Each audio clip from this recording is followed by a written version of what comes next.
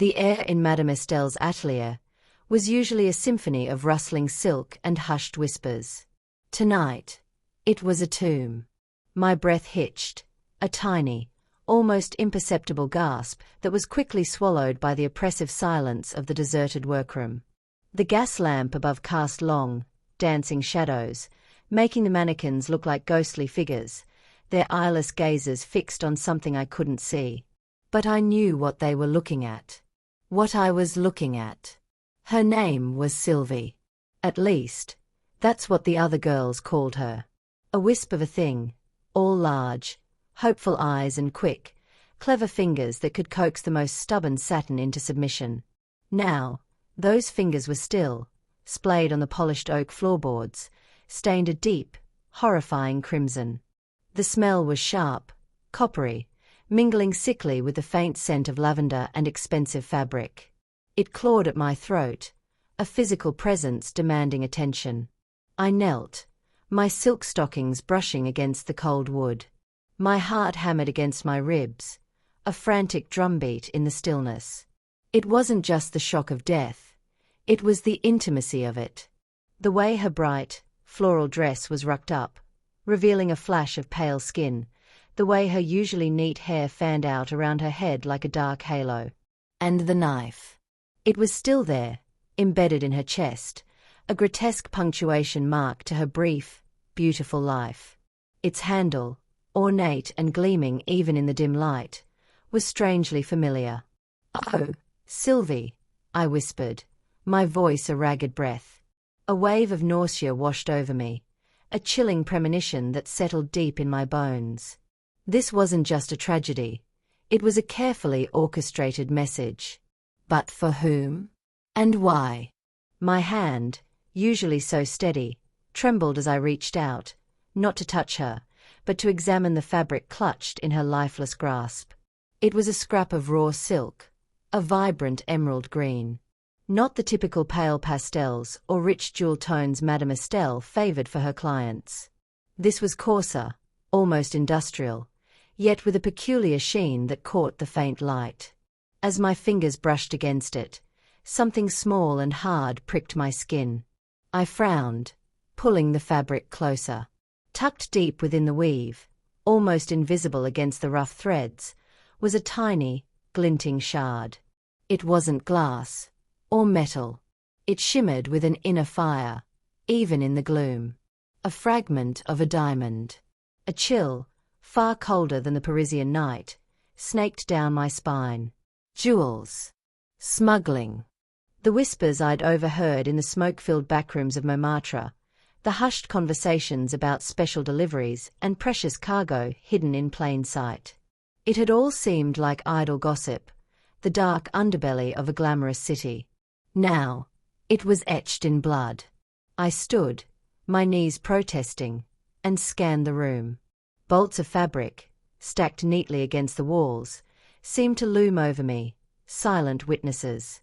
Rolls of imported satin, soft and smooth, waiting to be transformed into dreams. Had Sylvie stumbled upon something she shouldn't have? Or was she part of it? The thought was an unpleasant twist in my gut. This wasn't just about a dead seamstress. It was about a hidden world, cloaked in luxury and deceit. Footsteps echoed from the street below, light and quick, then stopping abruptly. My heart leaped into my throat. Someone else was here. Someone who shouldn't be. I had only seconds. My trained instincts took over, honed by years of navigating danger. I slipped behind a rack of half-finished gowns, the heavy velvet muffling my movements. The scent of new fabric, so different from the stench of death, filled my nostrils. A shadow fell across the doorway, long and menacing. The door creaked open, just a sliver, and then a figure slipped inside.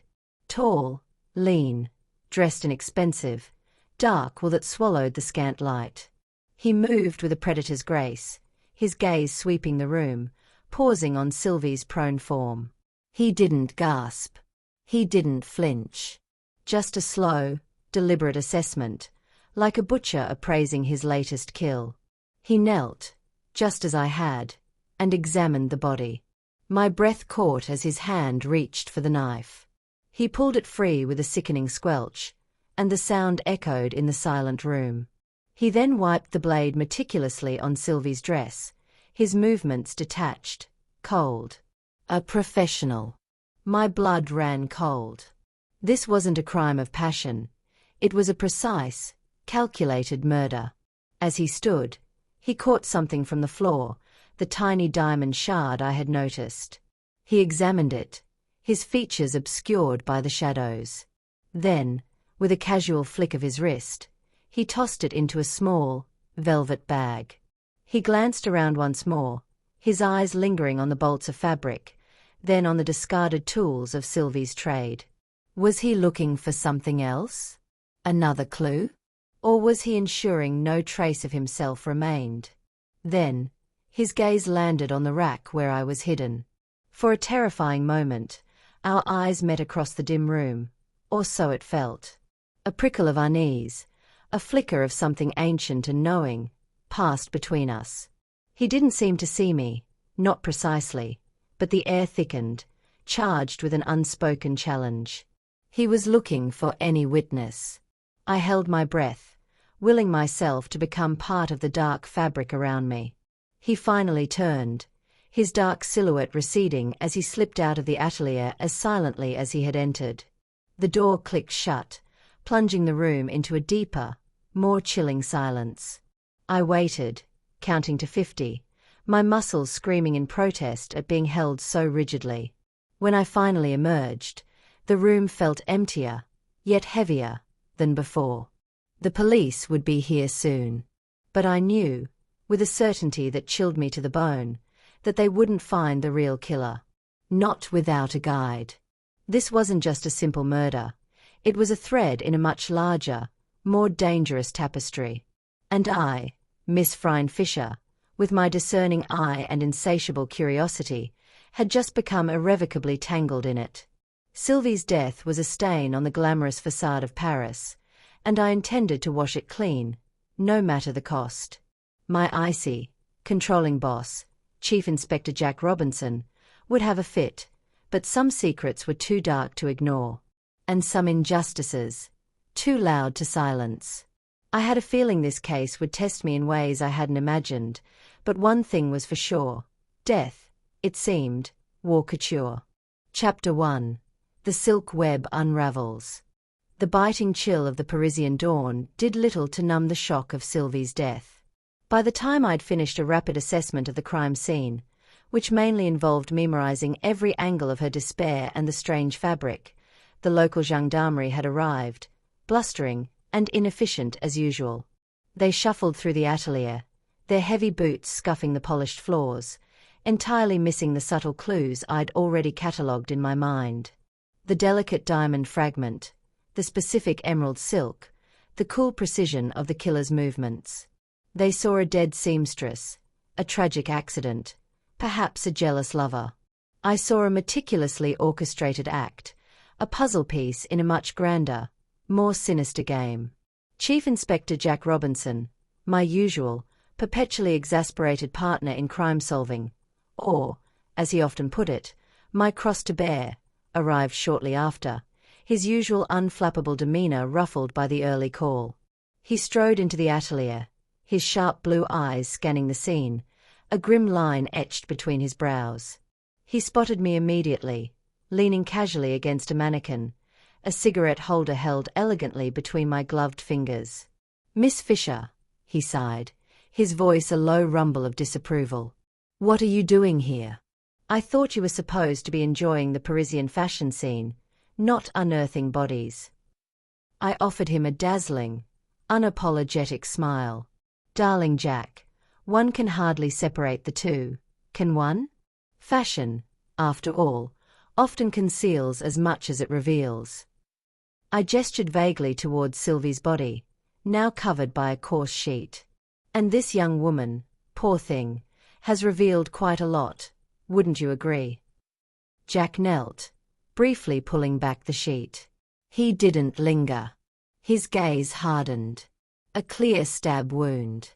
Looks like a robbery gone wrong, Or perhaps a jilted lover?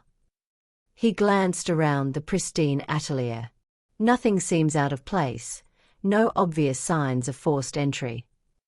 Ah, but appearances can be deceiving, can't they? I purred, taking a slow drag from my cigarette. The killer didn't force entry because he likely had a key. And as for a jilted lover, this was a professional job, Jack. Clean. Precise. No lingering emotion. Just cold efficiency. I watched his eyes, knowing my words would spark his methodical mind. He stood, dusting invisible lint from his impeccably tailored suit. And you deduce all this from what, precisely, Miss Fisher? Your usual feminine intuition. My usual keen observational skills, my dear inspector, I corrected, batting my eyelashes. For instance, the murder weapon. Notice anything particular about it? Jack frowned, a slight crease forming between his eyes. It was a rather ornate letter opener, by the looks of it, left at the scene, which points away from a professional. Precisely, I said, a triumphant glint in my eye. A professional would never leave their weapon, unless it was meant to implicate someone else, or perhaps to send a message.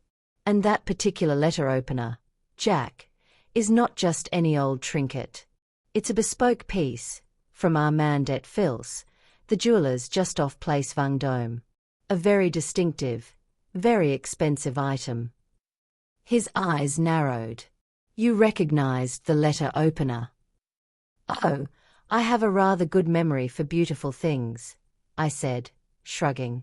And a particular client of Madame Estelle's, a certain Monsieur Dubois, was rather fond of showing his off at an exclusive soirée last week. A man with a reputation for, shall we say, unscrupulous business dealings. Jack rubbed his chin. Dubois, the shipping magnate? He's powerful, Miss Fisher, and well-connected.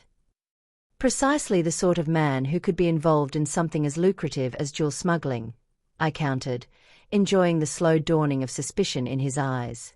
And it just so happens that Madame Estelle has been importing an unusual amount of raw silk and satin from, well, let's just say from countries where precious stones are notoriously easy to acquire and difficult to trace.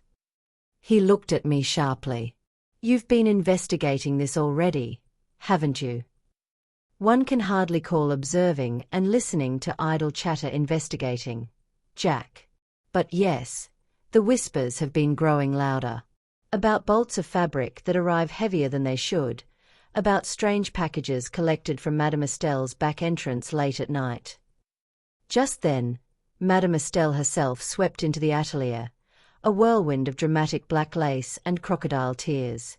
She was a formidable woman, with a coiffed blonde bob and eyes that missed nothing, even when clouded by feigned grief. She clung to a bewildered gendarme, wailing about the tragedy, the ruin, the scandal. My poor Sylvie, she sobbed, clutching a handkerchief to her face. Such a talented girl. Who could do such a thing? In my own atelier. I caught her eye over the gendarme's shoulder. For a fleeting moment, I saw not grief, but a flicker of calculation, quickly masked. She knew more than she was letting on. Much more. Jack, ever the professional, gently extricated Madame Estelle from the hapless gendarme. Madam, we understand this is a terrible shock. Can you tell us anything about Sylvie? Any enemies? Any recent arguments? Madame Estelle dabbed her eyes. Sylvie. Oh, a quiet girl. A little too quiet, perhaps. Always kept to herself. No enemies that I know of. Just devoted to her work. She wrung her hands. But the poor dear, she was always so curious. Asking questions about the fabric, about the shipments. Her voice trailed off, a subtle emphasis placed on the word curious.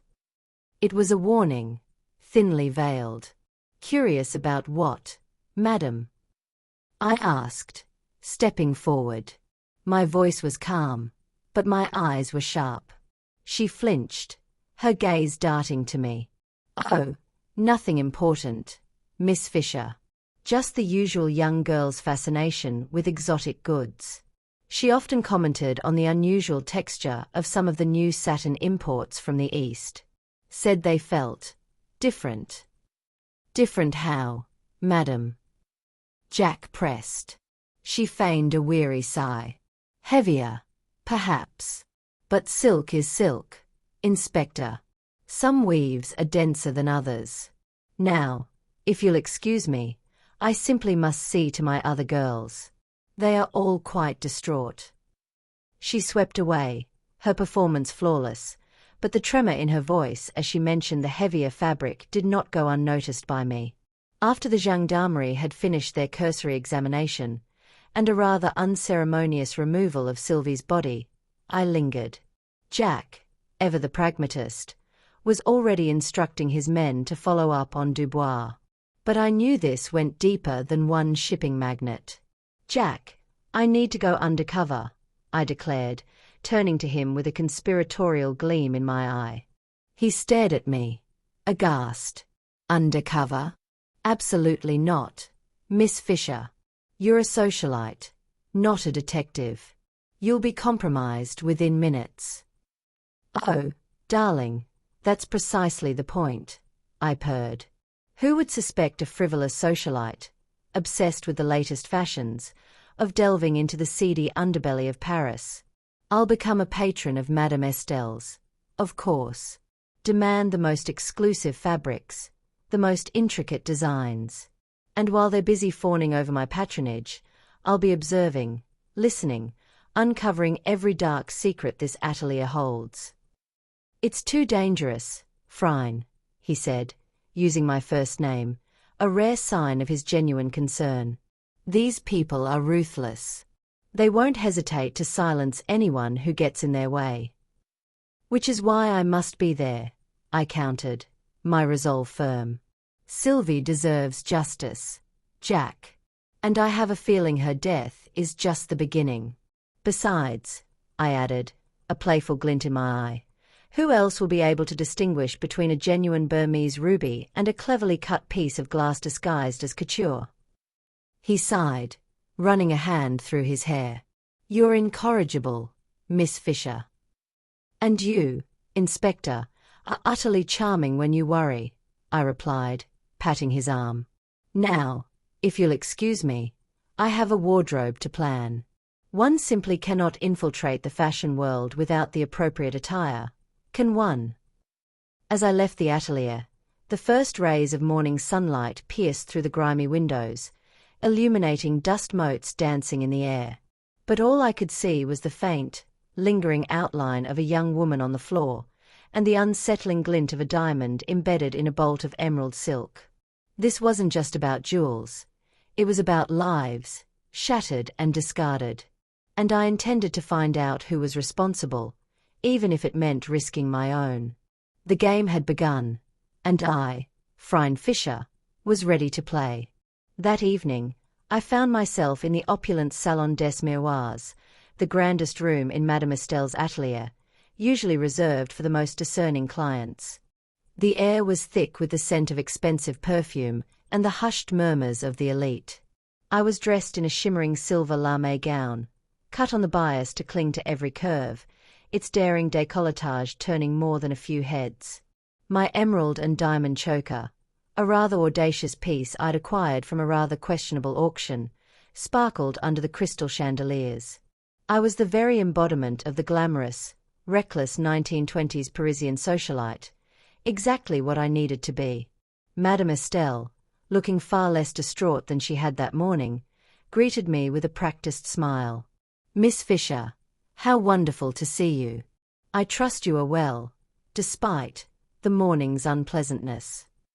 Her eyes, though smiling, were cold, assessing. She was trying to gauge my intentions, my reaction. "My dear Madame Estelle, one must never let tragedy interfere with one's sartorial obligations," I replied with a theatrical sigh. "But I confess, the poor dear Sylvie's demise has quite put a damper on my usual exuberance." Such a waste of talent. She had such a delicate touch with the silks. Madame Estelle's smile tightened, almost imperceptibly. Indeed. A great loss.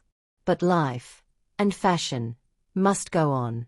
Now, you mentioned a particular desire for the finest imported satin. Oh, absolutely, I said, my gaze sweeping over the various bolts of fabric displayed with artistic flair. I'm looking for something utterly unique. Something exotic. Perhaps from the East? I hear your latest shipments are simply divine. I watched her closely, searching for any telltale twitch, any flicker of recognition at my deliberate choice of words. She led me to a velvet-draped alcove where several bolts of shimmering satin were arranged. They were indeed exquisite, deep blues like a midnight sky, rich golds like molten sunshine, and a particularly striking emerald green, the very shade of the scrap Sylvie had clutched. My heart gave a little jolt. This was it. These are our latest acquisitions, Madame Estelle said, her voice smooth and professional. From Shanghai, via a rather circuitous route, I believe. The quality is unsurpassed. She presented a bolt of the emerald satin with a flourish. I reached out, my fingers brushing against the fabric. It felt normal, luxurious, certainly, but no unusual weight, no hidden fragments. Had I been mistaken? Or had the killer already removed what he came for? Exquisite, I murmured, feigning fascination. But perhaps a little too predictable for my taste. Do you have anything, perhaps a little more robust? Something with a bit more character. I gave her a knowing look, implying a desire for something with a more intriguing backstory than just a simple journey from China. Her eyes flickered. Robust, Miss Fisher. Yes, I said, drawing out the word. Something that feels like it has traveled. Something that has absorbed the very essence of its journey. Do you understand? A slow, calculating smile spread across Madame Estelle's face. Ah, I believe I do, Miss Fisher. You appreciate a fabric with a certain history. I believe I have just the thing. If you'll allow me to retrieve it from the storage room. It's not usually shown to all clients. Her emphasis on all clients was a subtle acknowledgement that I was being offered something exclusive, something potentially illicit. She left me in the Salon des Miroirs, ostensibly to fetch this special fabric. But I knew she was testing me, assessing my nerve, my true intentions. As soon as she was gone, I moved quickly, my high heels making barely a sound on the thick carpet. I approached the bolt of emerald satin she had initially shown me. I needed to be sure. I pulled at the fabric, searching, feeling. Nothing. Then, my eyes caught a subtle imperfection in the sheen, near the very end of the bolt, almost hidden by the roll.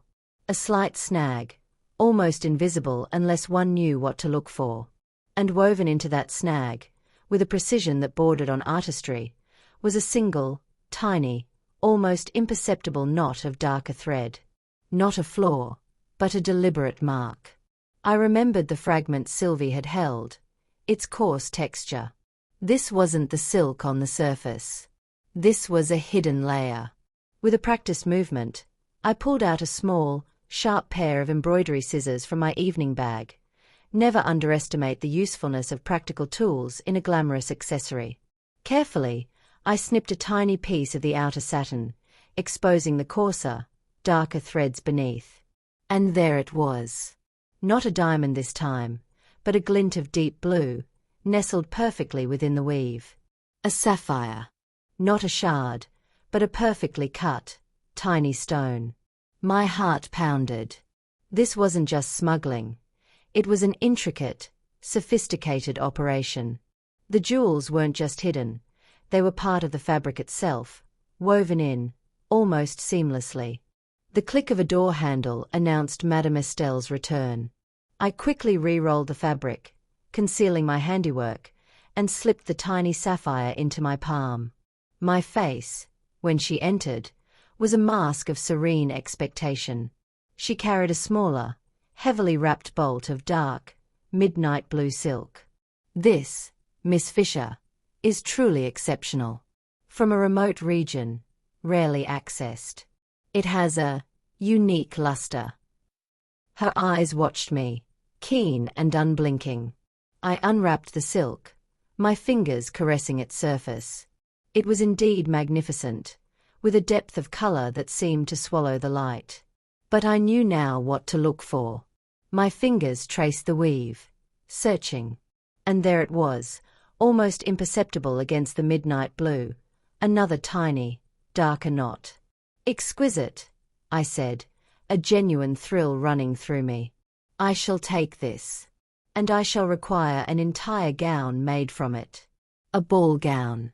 Something that will truly stand out." My gaze met hers, a silent understanding passing between us.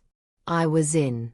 And I had a feeling that the deeper I delved into this luxurious world, the greater the danger I would uncover. The sapphire in my palm felt cold, heavy with the weight of Sylvie's secret. And I knew, with a certainty that chilled me to the bone, that the fashion house was not just selling couture, but trafficking in death. And I was now a part of their dark transaction. Chapter 2. The Serpent in the Garden. The chill of the pre-dawn street bit through my silver lame gown, but the tiny sapphire in my palm felt colder still. It was more than a jewel. It was a promise, a thread connecting a brutal murder to a vast, invisible web of corruption. I hailed a cab, the driver's tired face barely registering the sight of a woman in evening attire at such an ungodly hour. As we rattled through the cobblestone streets, I replayed the night's events in my mind. The stillness of the atelier, the casual cruelty of the killer, the flicker of cold calculation in Madame Estelle's eyes. Jack would want me to hand this over, to let his men handle it, but I knew his methodical approach would miss the vital nuance. This was a crime woven into the very fabric of society, requiring a more delicate touch. A touch only I possessed. My first stop was not the police station, but the hidden speakeasy of a contact I trusted implicitly. The discreet knock on the heavy oak door was answered by a man with a face as lined as a map. He led me through a curtain of smoky darkness and jazz music to a quiet corner. Antoine wasn't a criminal, but he was a man who knew the city's underbelly like the back of his hand, a man who traded information for cash and a good bottle of cognac. He took the small velvet bag I offered, his eyes widening at the sight of the sapphire. "Mon Dieu, Miss Fisher, where did you get this?" he whispered, his raspy voice barely audible over the music. "This is a quality stone, not a cheap knockoff." "It came with a story," I said, keeping my tone light. "A dead seamstress and a rather peculiar bolt of imported satin." I handed him the small scrap of emerald fabric. "I need you to tell me everything you can about the stone. Its cut, its provenance. And more importantly, I need to know about the fabric. Is there anything unusual about the weave? Something that would allow it to conceal gems?"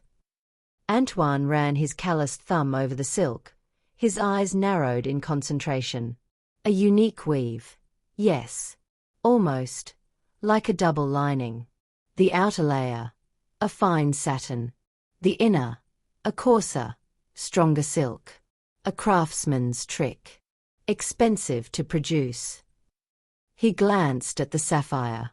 "And this stone, the cut is old world, but the setting, no setting. It was never meant for a ring or a necklace. It was meant to be hidden." My blood ran cold. My initial theory had been correct, but the reality was far more audacious than I had imagined. The jewels weren't just being smuggled in the fabric, they were being woven into it, becoming an invisible part of the garment itself. The sheer audacity of it was almost beautiful. "So the bolts of fabric aren't just a disguise," I murmured, a new piece of the puzzle clicking into place. "They are the very vessels of the crime. The jewels are part of the warp and weft." Antoine nodded, a grim expression on his face. A clever design. It would pass any cursory inspection at the docks. Unless you knew what to look for, you'd never find them. He looked at me, a hint of concern in his eyes. This is a dangerous game, Miss Fisher. This kind of operation, it's not run by common thugs. These are powerful people. They have eyes everywhere. I'm aware, I said, downing the last of my champagne. Which is why I need to find the man who orchestrated this.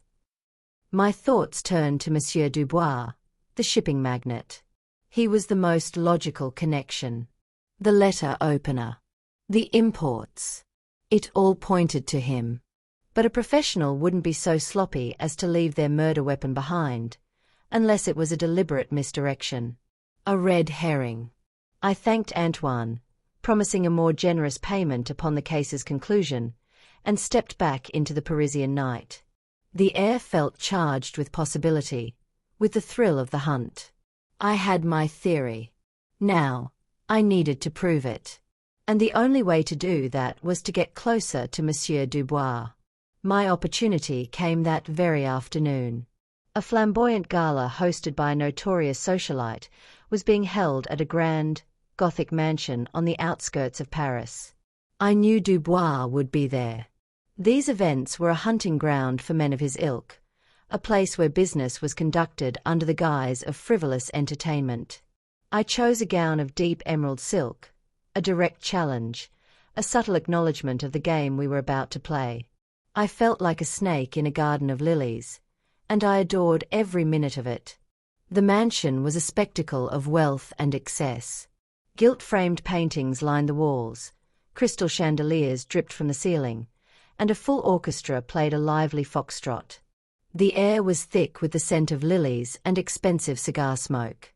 I mingled effortlessly, my eyes scanning the room for Dubois.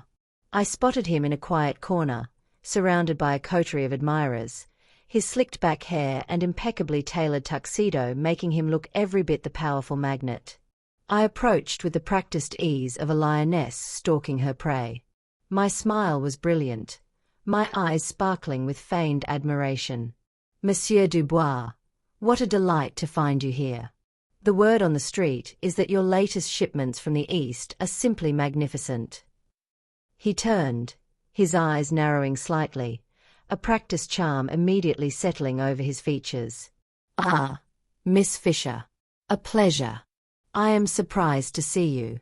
I heard you had a rather unpleasant experience at Madame Estelle's atelier this morning. He said the words with a silky smoothness that sent a shiver down my spine.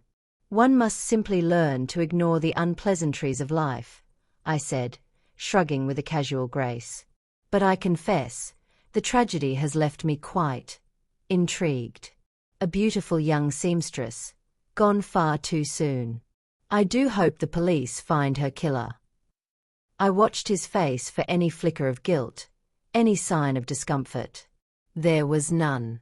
He was a master of his emotions, a solid wall of indifference. A terrible shame, he said, his voice flat.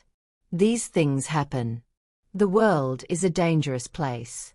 One must be careful with whom they associate. He took a slow sip of his champagne, his gaze never leaving mine. It was a veiled warning, a test of my nerve. I am always careful, monsieur, I said, a playful glint in my eye. But I'm afraid my curiosity gets the better of me. The police believe it was a simple robbery, but I suspect it's something far more intricate. Something to do with the shipments of satin, perhaps. A shadow passed over his features, quickly gone. Shipments of satin? My dear Miss Fisher, I am a shipping magnate. We move everything from coal to cars. Satin is but a footnote in our ledger. I assure you, my business is entirely above board. Oh, I have no doubt, I said, my voice dripping with honeyed sincerity. But I can't help but think of your magnificent letter opener. The one from Armand et Fils. It would make a rather distinctive murder weapon, wouldn't you agree? His smile didn't waver, but his eyes turned to chips of glacial ice. "Are you accusing me of murder, Miss Fisher?" "Accusing?" I laughed, the sound light and musical. "Heavens no. Merely making a casual observation. After all, a man with as many enemies as you must have lost quite a few things. Perhaps it was stolen." He inclined his head, a gesture of silent respect. "Perhaps. But you are mistaken if you believe I am the source of this intrigue. I am merely a cog in the machine. A very powerful cog, perhaps, but a cog nonetheless. If you are looking for the true source of this enterprise, I suggest you look not at the men who move the goods, but at the men who desire them. The men who buy and sell at the highest level. You should look at Jean-Pierre Dubois' rivals." My heart gave a little skip. A red herring. He was trying to deflect suspicion, but he was also giving me a clue. "Rivals?" I asked, playing along. "Do tell. Who, in Paris, could possibly challenge your impeccable business acumen?" He leaned closer, his voice dropping to a near whisper. "There is a new player in town. A Russian émigré. A former prince, so they say. Prince Dmitry Volkov. He has a reputation for being ruthless, and he has been trying to corner the market on imported silk for months." A Russian prince. A new piece of the puzzle, and a tantalizing one at that. Was this the truth, or was Dubois simply trying to throw me off the scent? The possibility of a new suspect, a new lead, was too tempting to resist. "Prince Volkov," I mused, a thoughtful expression on my face. "I shall have to look him up." "Thank you, monsieur. You've been most helpful." "Always a pleasure to assist a beautiful lady with a curious mind, Miss Fisher," he said, his smile returning, but his eyes remained cold. I left him, feeling a mixture of triumph and unease. He had given me a name, a direction, but I had the distinct feeling that he was playing me, using me to get rid of a rival. Still, I had a new name and a new mission. But as I made my way through the throng of dancers, a prickle of unease snaked down my spine. I glanced over my shoulder, and my heart stopped. A figure was watching me from the shadows. Not a guard. Not one of Dubois' men. It was a slight, unassuming woman in the livery of a maid. Her face was pale, her hands clasped tightly in front of her. It was one of Madame Estelle's girls. The little seamstress who had helped me with my dress fitting just days before. Her gaze was not one of innocent curiosity. It was a look of cold, calculating malice. She knew who I was. And she knew what I had done. She moved through the crowd with a startling efficiency, her eyes locked on mine. She was following me. And for the first time since this whole affair began, I felt a knot of true fear tighten in my stomach. The game had just changed. I was no longer an observer. I was a target. And the serpent in this garden was far more venomous than I had anticipated. Chapter 3. The Prince and the Poison. The maid's eyes, dull and flat like cold slate, were the last thing I saw before I slipped into the crush of the crowd. I didn't run. Panic was for amateurs, and in a glittering ballroom where everyone was watching, a sudden dash for the door would have been a glaring admission of guilt. Instead, I simply adjusted the emerald silk of my gown, affected a look of mild boredom, and drifted towards the nearest exit with the graceful indifference of a woman who finds the foxtrot simply too tiresome. My mind, however, was racing. Why was a seamstress from Madame Estelle's atelier following me? The obvious answer was that she was reporting back to the criminals. But the look on her face wasn't fear or mercenary zeal. It was a disturbing kind of empty surveillance, the look of a drone following orders. It confirmed what I'd already suspected. The conspiracy at the fashion house reached beyond the madame and her elite clientele. It had infested the very heart of the workforce. I slipped through a pair of velvet curtains and into a dimly lit conservatory, a humid jungle of potted palms and marble fountains. The change in atmosphere was a welcome shield. I paused behind a massive fern, my sharp eyes scanning the room. The maid didn't follow immediately. They were being cautious, methodical. Good. It gave me time. I pulled out my compact, ostensibly to check my lipstick, but really to use the small mirror to look for my shadow. In the reflection, I saw him, a tall, burly man in an ill-fitting tuxedo, his face unremarkable, his gaze scanning the conservatory with the focused intensity of a hunting dog. He was looking for the woman in the shimmering emerald gown. The seamstress had pointed me out, and now the muscle was moving in. I couldn't let them catch me. Not yet. I had a sapphire to analyze, a shipping magnet to dismiss, and a Russian prince to meet. I made a quick dash to the rear exit of the conservatory, a seldom-used service door that led to the mansion's sprawling, darkened gardens. The night air hit me with a shocking freshness. I darted between shadowed shrubbery, the heels of my elegant shoes crunching on the gravel path. Behind me, I heard the crash of a dropped ceramic pot and a muffled curse. They were close. My only hope was the service entrance to the mansion. If I could circle back and lose them in the maze of the house, I might buy myself the hours I needed. I reached a tall stone wall bordering the property. The only way over was a treacherous lattice of ivy. My beautiful silk gown was about to be sacrificed for the sake of survival. I hitched up my skirts with a decisive tug, ignoring the sound of tearing fabric, and began to climb. I made it over the wall, landing with an ungraceful thump onto a hidden, cobblestone alleyway. The burly man and, I was sure, the chillingly silent maid would be moments behind. I ran until my lungs burned, until I found a street lined with flickering gas lamps, and finally hailed another weary taxi.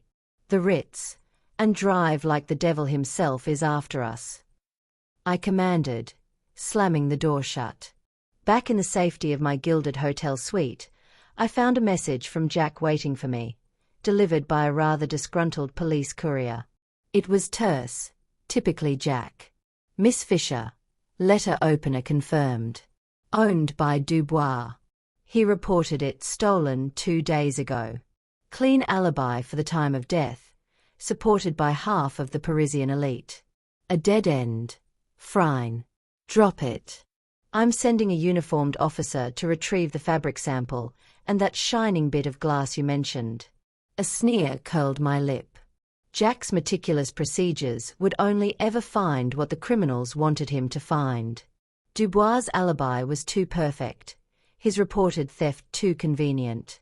It was a well-crafted net to catch a policeman, but I, Phryne Fisher, was far too slippery to be confined. The shining bit of glass, the sapphire, was the key. The next morning, armed with Antoine's information, I set my sights on Prince Dmitri Volkov. If Dubois was the decoy, Volkov was the promised prize. My investigation led me to the grand, but oddly cold, confines of the Russian cultural attaché's offices near the Seine. Volkov wasn't one for smoky speakeasies or gaudy galas.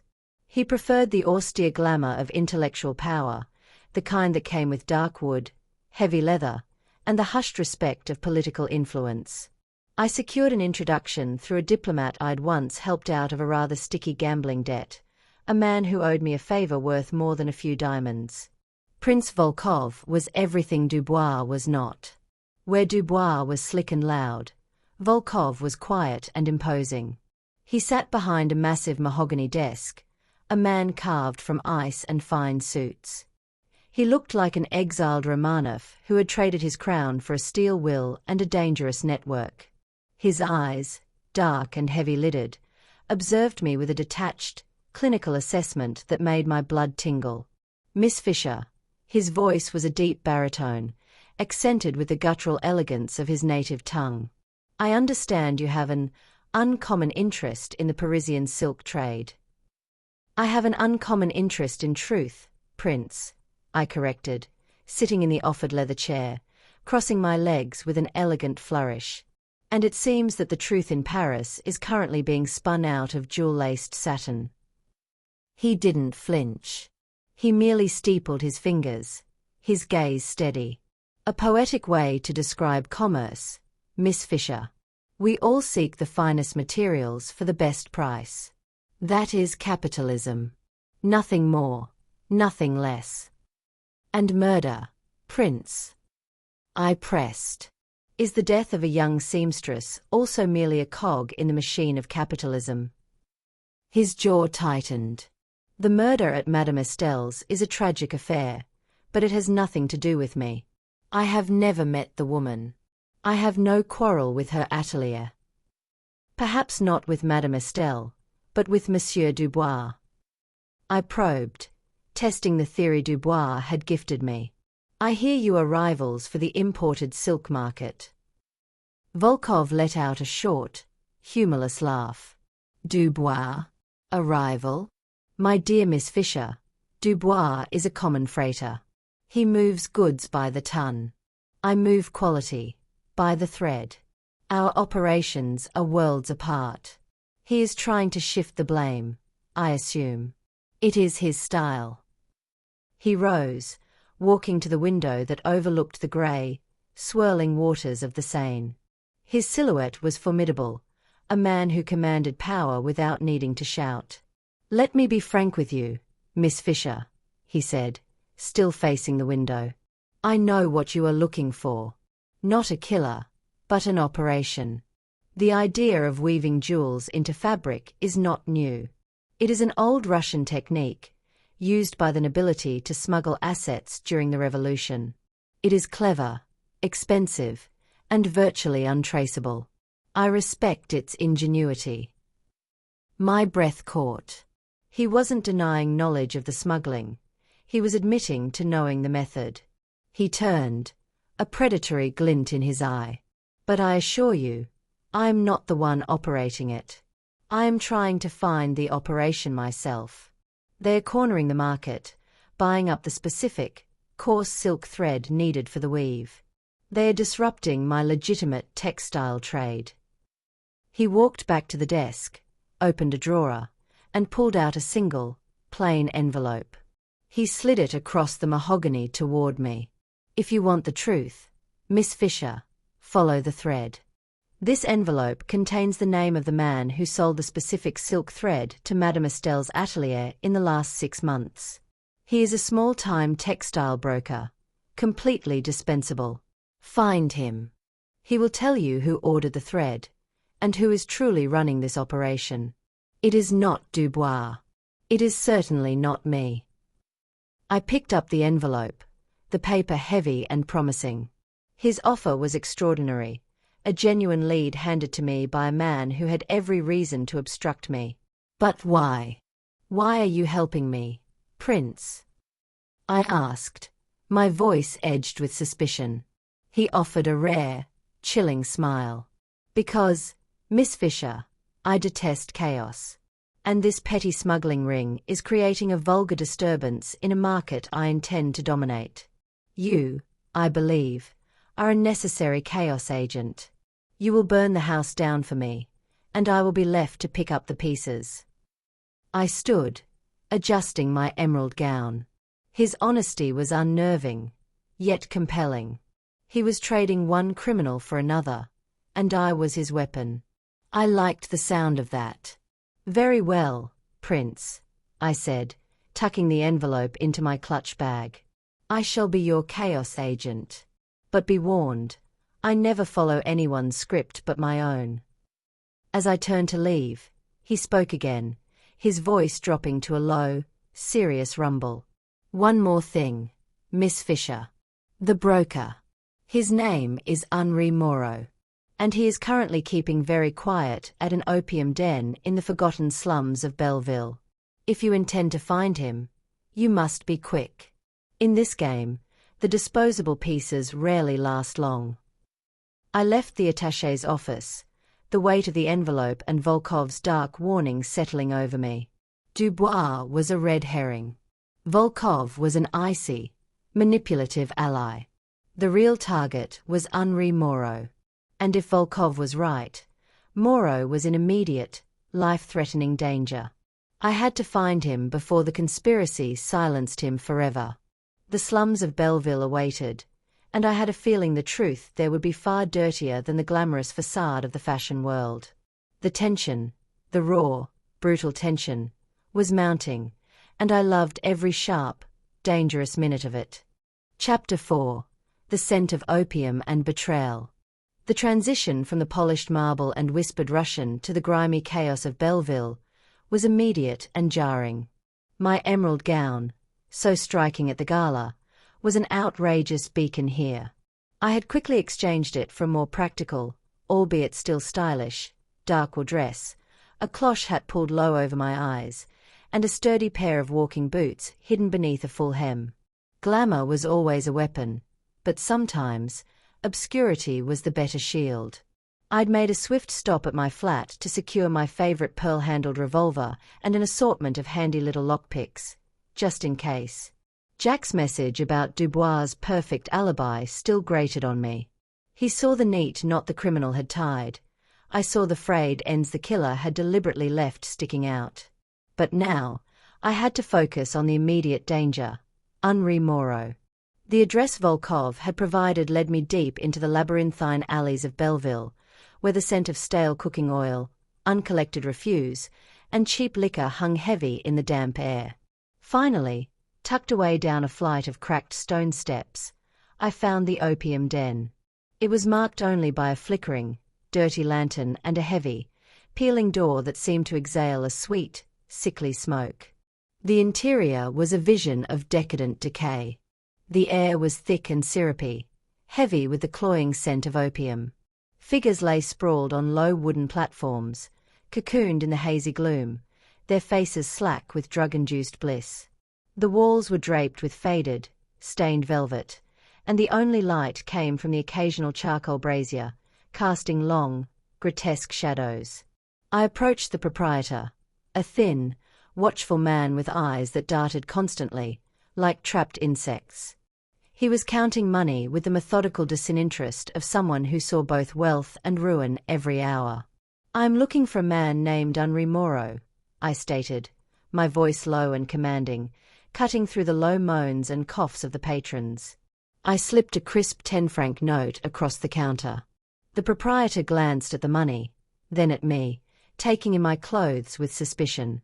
"We don't talk to ladies, especially pretty ones. And we don't talk to police."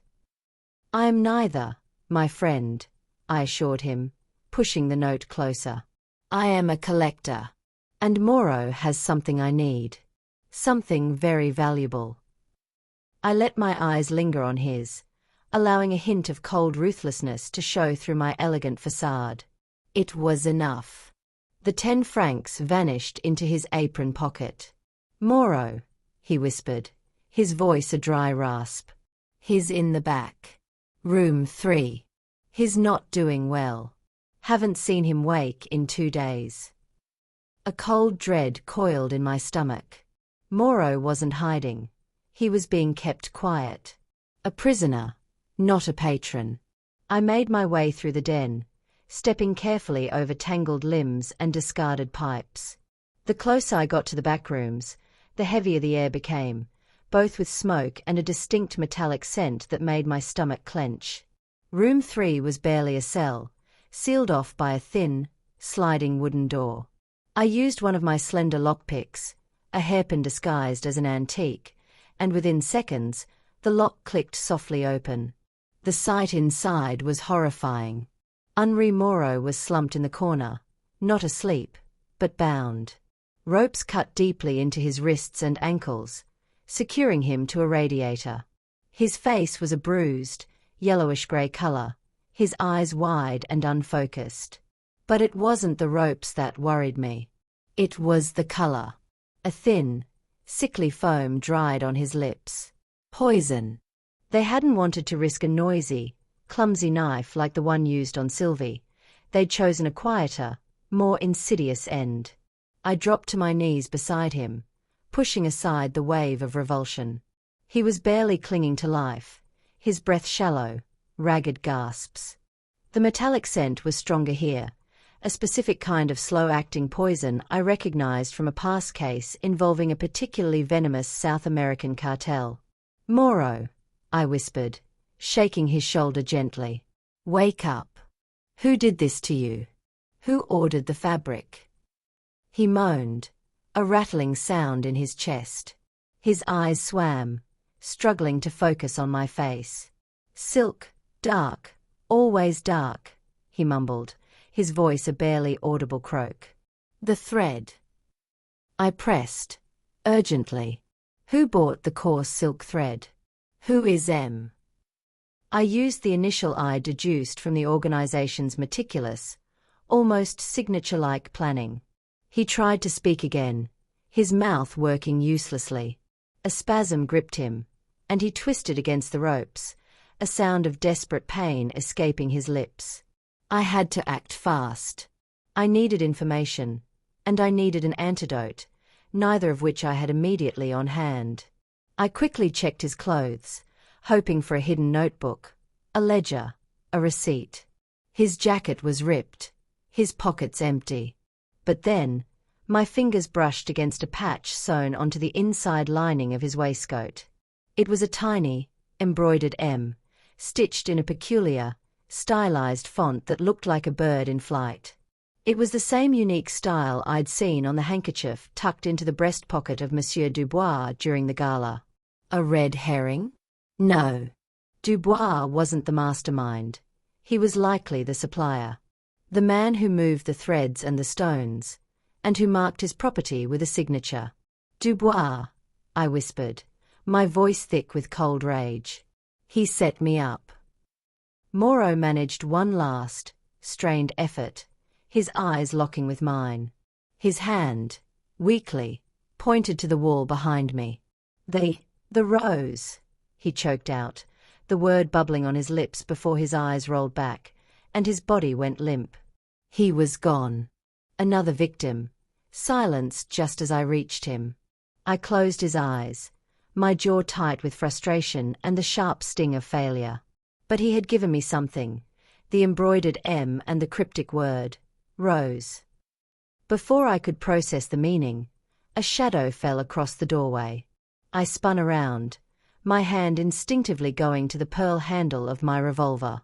It was the seamstress, the maid from the gala.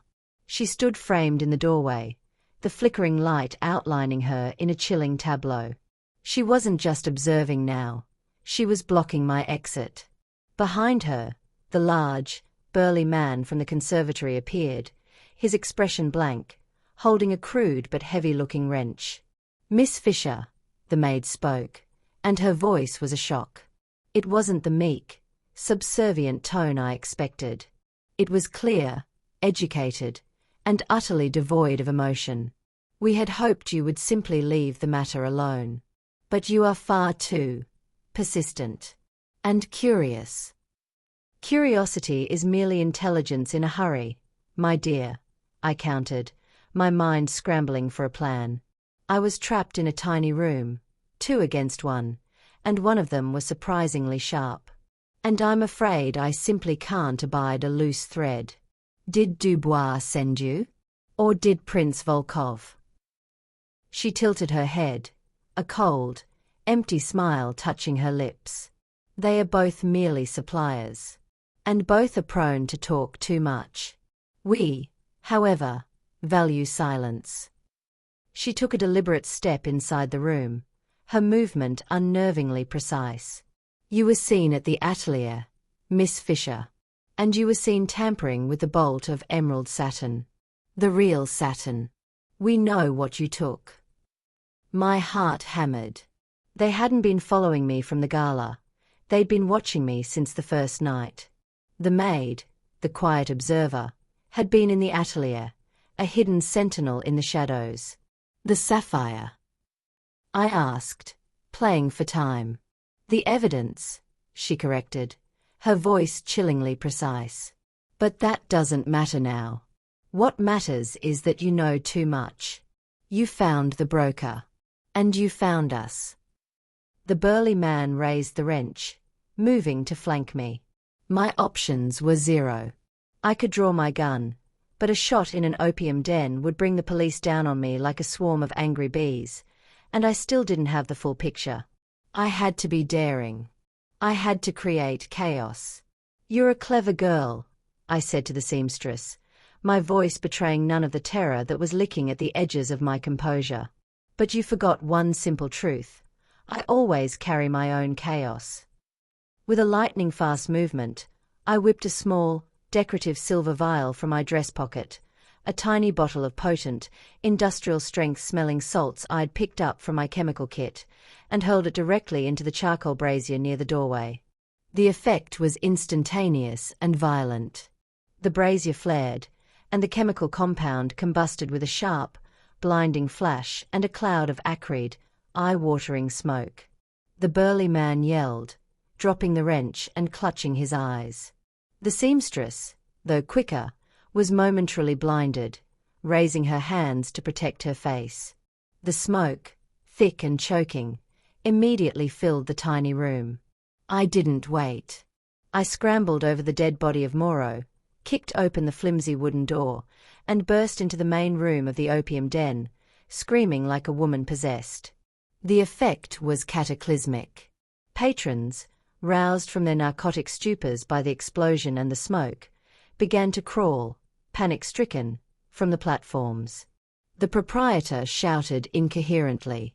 I didn't look back, running blindly through the billowing smoke toward the exit, my dark dress blending with the shadows. I burst out into the night air, gulping down the clean, cold oxygen. But as I stumbled onto the cobblestone path, a hand shot out from the side alley, clamping brutally over my mouth. A tall, strong figure dragged me immediately into the darkness. I struggled, but the grip was like iron. My revolver was useless, pinned beneath my arm. I stared up into the shadowed face of my captor, fear and fury mingling in my chest.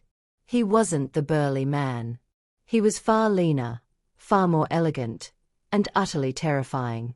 "Phryne, my darling," a familiar, sardonic voice whispered close to my ear, sending a chill through me that had nothing to do with the cold.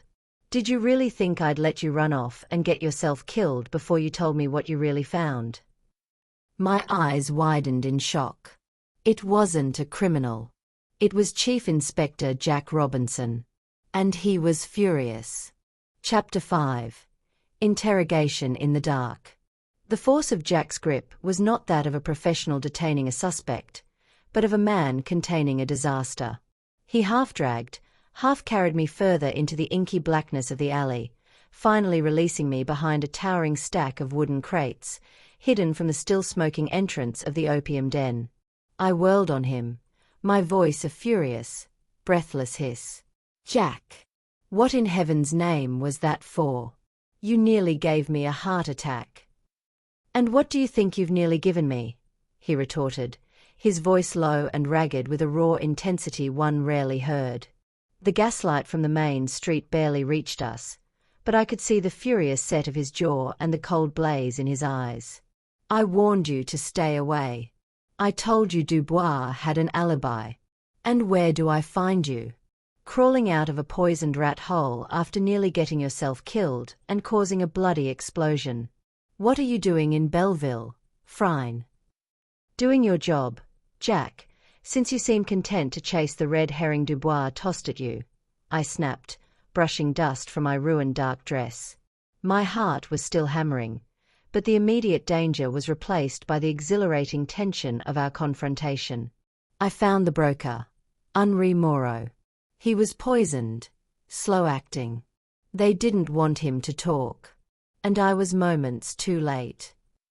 Jack ran a hand over his face, a gesture of sheer exasperation. "Poisoned. Good God. Phryne. And you saw this? You interfered with a potential witness before my men could even locate him." "He was a dying witness, Jack. And he was trying to tell me something," I insisted, leaning closer, my tone shifting to conspiratorial urgency. He pointed to a secret, the embroidered M on his coat. And he gasped out one final word. "The rose." I pulled the tiny scrap of fabric from my clutch, the small patch with the stylized bird. I held it up so the faint light caught the unique stitching. This Jack. I recognized the embroidery. It's the same unique, custom design I saw on Dubois' handkerchief at the gala. Dubois is not just a rival, he's the supplier. Moreau was working for him, sourcing the unique silk thread for the smuggling operation. Dubois set you up with the stolen letter opener and the alibi to clear his name while he silenced his loose ends. Jack's sharp blue eyes scrutinized the embroidery, his detective's mind catching up instantly to my analysis. A signature. A mark of ownership. So Dubois isn't the mastermind, but he's deeply involved. And he was eliminating witnesses. He straightened, the fury draining away, replaced by grim determination. And the rose. What does that mean? It's the final piece. A name, a place, or a code, I mused, tapping my finger against my chin. Think, Jack. In 1920s Paris. Something exclusive, beautiful, but with thorns. A hidden desire. A betrayal. Something connected to couture, wealth, and smuggling. A high-end brothel? A casino? A secret society, he speculated, rubbing his temples. Perhaps something far more elegant, and closer to home, I said, a sudden, chilling realization dawning. Remember Madame Estelle's latest collection? The color palette was entirely centered around florals, specifically the darkest, most expensive shades of ruby and rose.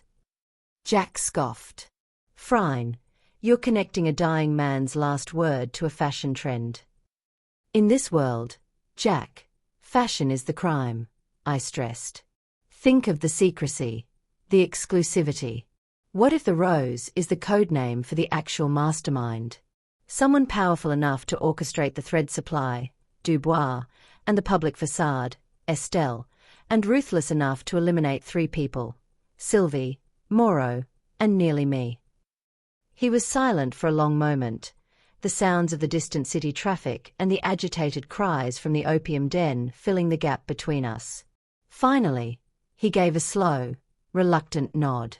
It's thin, Phryne. But it's the only lead we have that isn't drowning in poison and opium smoke. He pulled out a small, worn leather notebook and flipped it open. Tell me about the seamstress who followed you. The one at the gala. I described her, the maid's uniform, the empty, precise look in her eyes, the shocking coldness of her voice. She wasn't acting alone. She was the sentinel. The eyes of the conspiracy inside the atelier. And she recognized me from the night Sylvie died. My cover is completely compromised. Jack. They know I'm investigating. Which is precisely why you are coming with me now, Jack said firmly, reaching for my arm. We'll go back to headquarters. I'll have my men discreetly bring in Dubois for questioning, and we can work on the rose from a safe distance. No, I said, pulling away, my voice firm and uncompromising. The moment you bring in Dubois, the mastermind, the rose, will panic. They will scatter the remaining evidence and disappear. We have to draw them out, Jack. We have to use the very thing they're trying to protect, the next shipment. I looked up at him, the confidence in my eyes brooking no argument. I bought the gown, Jack. The one made from the smuggled midnight blue silk. I am attending the embassy ball tomorrow night, the biggest event of the Parisian season. It's the perfect place for a high-profile, untraceable delivery. They will expect me to turn over the gown, or perhaps even be silenced, but they won't expect me to use it as bait. Bait? Phryne, that's insane. You'll be walking into an open trap, he growled, clearly struggling between his duty to protect me and his desire to follow the lead. Precisely, I said, a thrill running through me.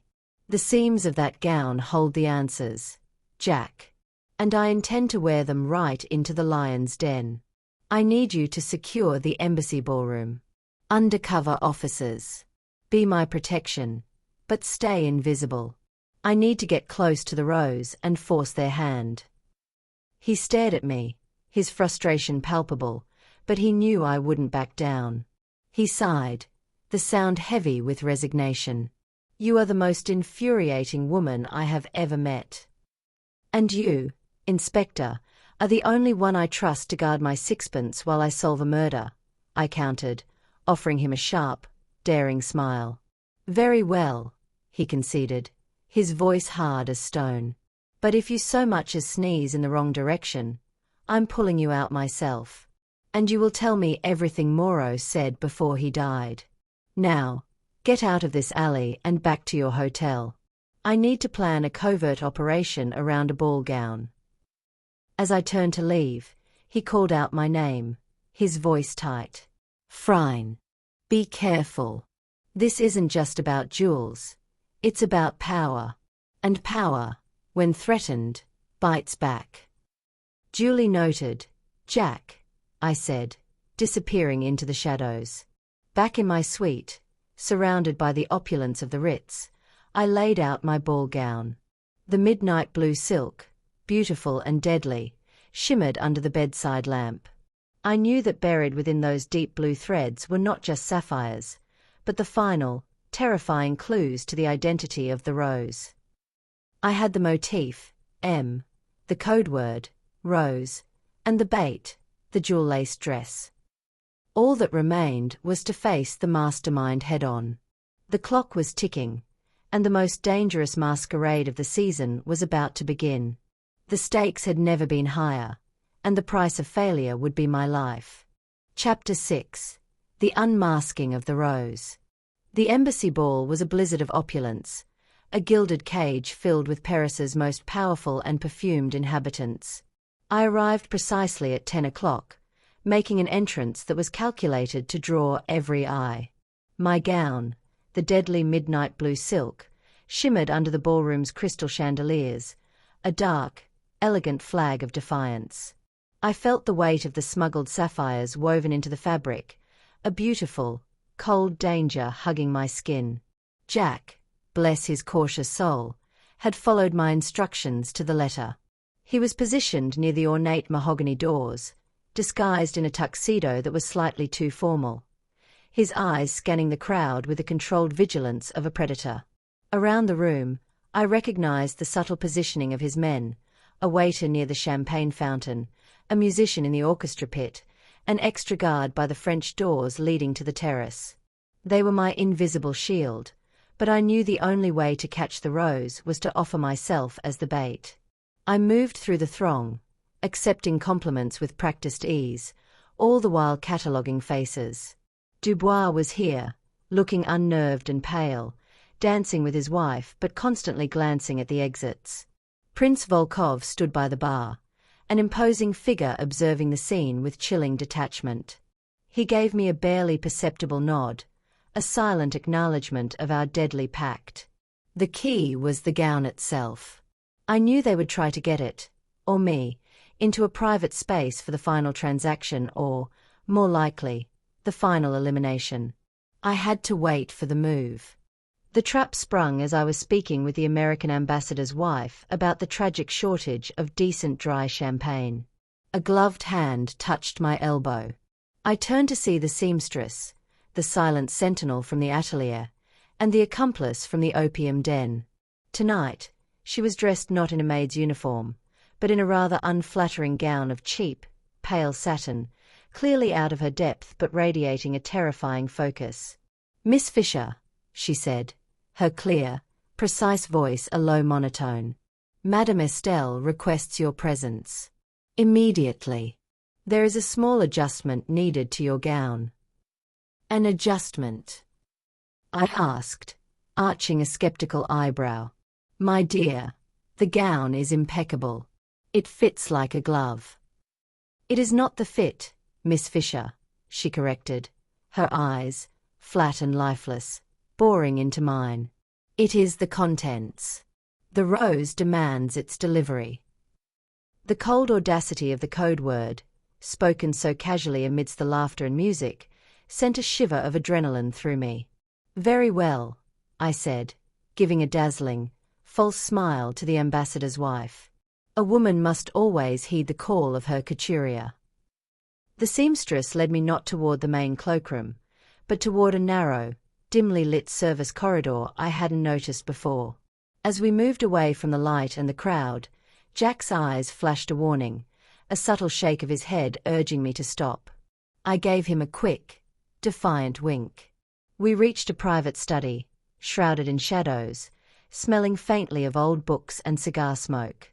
And there, standing by the fireplace, waiting, was Madame Estelle. She was not wringing her hands in feigned grief tonight. She was magnificent, dressed in a sweeping gown of dark, blood-red velvet, the color of a deep, deadly rose.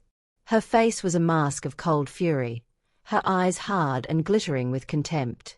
"The seamstress told me you would be difficult, Miss Fisher," Madame Estelle said, her voice dropping all pretense of elegance, becoming hard and vicious. "But I had hoped your reputation for intelligence was more than just fashionable gossip." "My intelligence, madam, is rarely just gossip," I countered, stepping fully into the room, my back to the door. "So, you are the Rose. I should have known.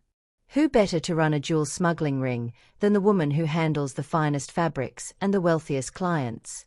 You used your atelier as a covert exchange, weaving the jewels into the satin to be delivered across Europe." "Ingenious, isn't it?" she purred, her lips curling into a cruel smile. "No one looks at the dress, they only look at the woman wearing it. Sylvie found the flaw in the weave, didn't she? She was getting too close to understanding how the sapphire thread worked. A loose thread must be cut." "And Moreau?" I pressed. "Dubois supplied the fabric and marked it with his signature M, but you poisoned Moreau to silence him before he could link the thread back to your atelier." "Moreau was careless. Dubois is easily manipulated. And now, you are merely an inconvenience," she said, snapping her fingers. The seamstress moved swiftly, pulling a length of thin, strong wire from her clutch, a garrote. My blood turned to ice. "The gown, Miss Fisher," Madame Estelle commanded, her eyes fixed on my midnight blue silk. "Remove it, before the police storm in here and ruin my perfect delivery." "Oh, I don't think so, madam," I said, my voice steady despite the adrenaline pumping through my veins. "You see, I am not merely delivering a dress. I am delivering a message. A very loud one." I took a sharp step back, slamming my shoulder hard against the door. The sound, muffled as it was the signal. "The police know the whole operation, madam," I lied, watching her face tighten. "They know about the sapphires, the silks, and the code name, the Rose. You're finished." Madame Estelle laughed, a sharp, brittle sound. "Bluff, Miss Fisher. The police are fools, easily contained. Kill her, Amélie. Take the gown." The seamstress, Amélie, lunged. I didn't hesitate. I sidestepped the attack, the garrote whizzing past my ear, and grabbed the nearest heavy object, a bronze desk clock. I swung it in a vicious arc, not at Amélie, but at the lamp beside her. The glass shattered, plunging the study into near-total darkness, illuminated only by the faint glow of the fireplace. "Now, Jack!" I shouted, my voice a desperate plea. Before the seamstress could adjust, the door burst open. Not Jack, but Prince Volkov, silhouetted against the light from the corridor, strode in, his face set in a look of grim satisfaction. He was armed, holding a heavy Luger. "Amélie, stop!" Madame Estelle shrieked, suddenly frantic. "I am sorry, madam," Volkov said, his Russian accent thick and cold. "But you have ruined my market for the last time." He wasn't here to save me. He was here to eliminate the competition and seize the last shipment. Volkov aimed his Luger not at the women, but at the prized bolt of golden silk draped over a chair, clearly a sample of the next jewel shipment. Bang! The shot echoed deafeningly in the small room. Chaos erupted. Madame Estelle screamed, rushing Volkov. I tackled Amélie, sending the garrote clattering against the floor. We wrestled in the darkness, the silk of our gowns tangling, the desperation of our struggle silent and brutal. Just as Amélie wrenched free, her hand darting for letter opener on the desk, the main door flew open and two figures tumbled in, Jack and Dubois. Dubois was screaming. She told me she would kill me if I talked. She is mad. Jack, the gown. I yelled, rolling away from Amélie's desperate swipe. It's all in the threads. Jack, seeing the utter chaos, Volkov with a gun, Dubois hysterically accusing Madame Estelle, and me wrestling a killer seamstress, didn't hesitate. He reacted with the quick, decisive action of a seasoned officer. He shoved Dubois aside and disarmed Volkov with a clean, brutal chop to the wrist, sending the Luger skittering across the floor. Madame Estelle, seeing Volkov captured and her operation exposed by Dubois' betrayal, made one final, desperate move. She dashed to the fireplace and seized a long, heavy iron poker. Her eyes, burning with manic rage, fixed on the man who had truly destroyed her operation. "You betrayed me, Jean-Pierre," she screamed, lunging at Dubois. Jack, wrestling Volkov, couldn't intervene fast enough. I saw the flash of the poker and the terrified look on Dubois' face. I didn't think. I ran, throwing myself between the madam and her target. The heavy iron bar struck my midnight blue silk gown, not my body, hitting the hidden bulk of the smuggled sapphires. A sharp, sickening crack echoed through the room. The force of the blow sent me sprawling, but the hidden jewels, acting like a thick, improvised mail, had absorbed the main impact. Madame Estelle, stunned by the unexpected resistance, stood frozen. That moment was all Jack needed. He finally subdued Volkov and rushed forward, wrenching the poker from Madame Estelle's hand and pinning her against the wall. "It's over, madam," Jack said, his voice hard, holding the murderous gaze of the rose. Amélie, seeing her leader subdued, finally surrendered, sinking to the floor in defeat. I pulled myself up, groaning, the sapphires in my dress now fractured and useless, but intact. "You see, madam," I managed, rubbing my bruised ribs. "I told you the gown was more than just fashion. It was the evidence." Jack looked at me, his eyes filled with a mixture of terror and immense relief. "The gown is ruined, Phryne. And so is my patience." Epilogue. Days later, the Parisian press went wild. The scandal of the Rose, the fashion house mastermind, was delicious. Madame Estelle and her silent sentinel, Amélie, were in custody. Dubois, the terrified supplier, had sung like a canary, trading information for leniency. Prince Volkov, the opportunistic rival, was quietly deported. I sat in my luxurious suite, nursing a medicinal glass of the finest French brandy, examining the midnight blue silk gown, now split and torn, the fractured sapphires spilling from the seams. It was a beautiful, deadly testament to the case. Jack sat opposite me, looking tired and relieved. "You nearly died, Phryne."